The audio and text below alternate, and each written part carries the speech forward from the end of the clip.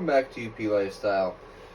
So on today's video, I actually was out in the shop here and I've been working on my boss's his concrete saw.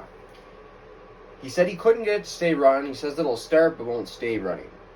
So I took a look at it and the carb actually looked pretty clean. Fuel lines look good. Fuel was good, but I flushed everything out anyway. And still didn't run. So I put a new carb on and everything, got it all dialed in, and it seems to run pretty good.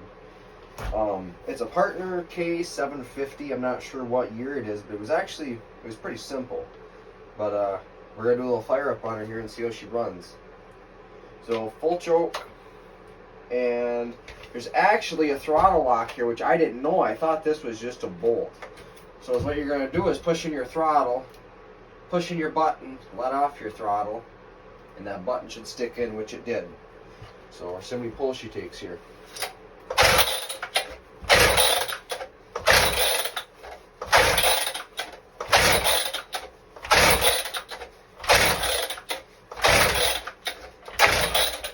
Whew, that's 9.